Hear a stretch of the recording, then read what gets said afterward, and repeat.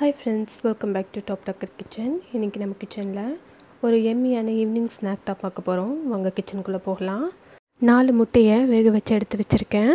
இது இந்த மாதிரி தேங்காய் துருவல்ல நல்லா மெதுவா துருவி எடுத்துக்கலாம்.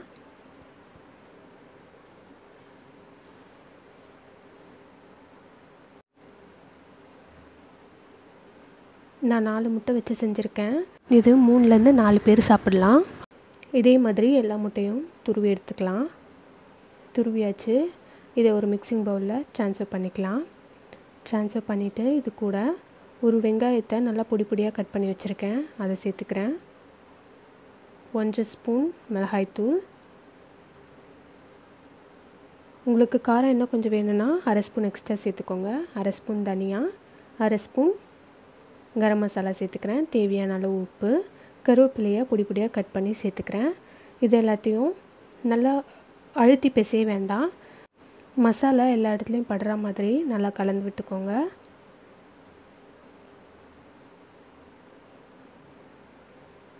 இது மாதிரி கலந்த பிறகு இது கூட 2 ஸ்பூன் கடலை மாவு, 1 ஸ்பூன் அரிசி மாவு சேர்த்துக்கிறேன். சேர்த்து இந்த மாவு எல்லாத்துக்கூடையும் படுற மாதிரி கலந்துக்கலாம்.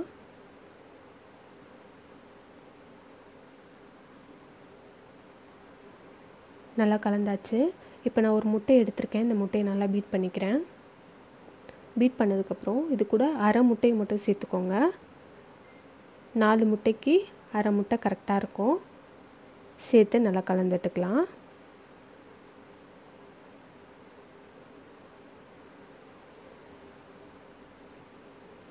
நல்லா கலந்து விட்டாச்சு. இப்போ இதை கையில் எடுத்தால் நல்லா பிடிக்கிற அளவு வரணும். இது மாதிரி இருக்கணும். இப்போ இதுலேருந்து கொஞ்சமாக மாவு எடுத்துக்கலாம்.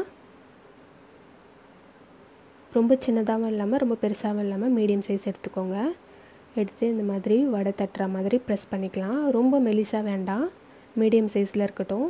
சைடில் இருக்க கிராக்ஸ் எல்லாம் இந்த மாதிரி ப்ரெஸ் பண்ணிவிட்டு அழகாக ரவுண்ட் ஷேப்புக்கு எடுத்துகிட்டு வந்துடுங்க. இதே மாதிரி எல்லாத்தையும் செஞ்சு எடுத்துக்கலாம். எல்லாத்தையும் செஞ்சாச்சு. பேனில் ஆயில் விட்டுருக்கேன். ஆயில் ஹீட் ஆகட்டும். ஆயில் ரொம்ப ஹீட் ஆகக்கூடாது, மீடியம் ஹீட்டில் இருக்கணும். இப்போ இதில் ஒன்று ஒன்றா சேர்த்துக்கலாம்.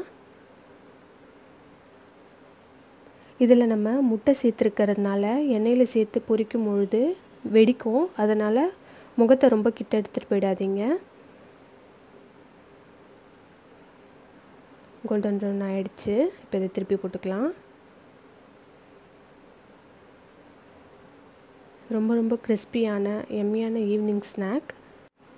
நல்லா சுட சுட சாஸ் கூட வச்சு சர்வ் பண்ணிங்கன்னா ரொம்ப நல்லாயிருக்கும். குட்டி பசங்களுக்கு ரொம்ப பிடிக்கும். அவ்வளோதான், நம்மளுடைய சூப்பரான எக் கட்லட் ரெடி ஆயாச்சு. நீங்களும் உங்கள் வீட்டில் செஞ்சு பார்த்துட்டு எப்படி இருந்துச்சுன்னு சொல்லி எனக்கு கமெண்ட்டில் சொல்லுங்கள். ரொம்ப ரொம்ப ஈஸியாக டக்குன்னு ரெடி பண்ணிடலாம். உங்களுக்கு இந்த வீடியோ பிடிச்சிருந்தா லைக் பண்ணுங்கள், ஷேர் பண்ணுங்கள், கமெண்ட் பண்ணுங்கள்.